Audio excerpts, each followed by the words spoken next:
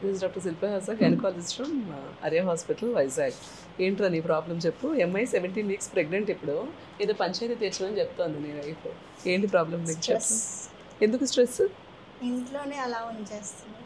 ఇంట్లోనే అలా ఉంచేస్తున్నారంట, బయటకు తీసుకెళ్ళట్లేదంట. ఏంటి రచ్చబండ కార్యక్రమం నాకు ఇక్కడ మూవీకి తీసుకెళ్ళమంటుందా?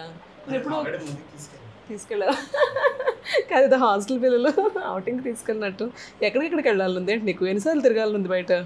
బీచ్కి తీసుకెళ్ళట్లేదు. ఏమర్రా, బీచే కదా అడిగింది.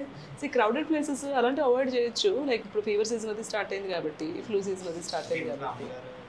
అంతకని మరీ అలా కేజ్ లాగా బంధించేయకూడదు కూడా కదా. చక్కగా వాళ్ళు వాక్ చేసుకోవడం కూడా మంచిదే. బీచ్లో శాండ్లో బేర్ ఫుట్తో నడవడం కూడా చాలా మంచిది ప్రెగ్నెన్సీలో, తెలుసా? ఎర్తింగ్ అంటారు దాన్ని. పార్క్కి బీచ్లకి అలాంటి వాటికి తీసుకెళ్ళొచ్చు కదా, సినిమాలకి రెస్టారెంట్లకి అని కాదు నా ఉద్దేశం. అర్థమైందా? ఓపెన్ ఎయిర్లో వాక్ చేసుకోవటము, అలా ఇద్దరు కబుర్లు చెప్పుకుంటూ నడవటము అన్నీ మంచిదే ప్రెగ్నెన్సీకి కదా. మీ ఇద్దరు కూడా బాండ్ అవుతారు కదా. ఇంట్లోనే ఉండాలంటున్నారా? అసలు ఎక్కడికి వెళ్ళలేదా ప్రెగ్నెన్సీ అంతాను? ఆషాఢం అంటే నువ్వు మీ అమ్మ వాళ్ళ ఇంట్లో కదా ఉంటావు. మమ్మీ వాళ్ళు లేరు, సో పైన పెంట్ హౌస్ పాప మీ అత్తగారికి అసలు కనబడకూడదు అని చెప్పి నేను అక్కడ బంధించారా?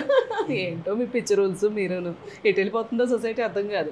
ఇప్పుడు ఆషాఢం అయిపోయింది కదా, సరదాగా బయటికి వెళ్ళండి, పర్వాలేదు.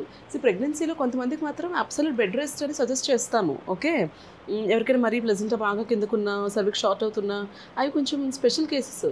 అలా కాకుండా అంత నార్మల్ ఉన్నప్పుడు ఎంతసేపు మీరు పంజరంలో పెట్టేలాగా బంధించేస్తారంటే ఎలా అవుతుంది?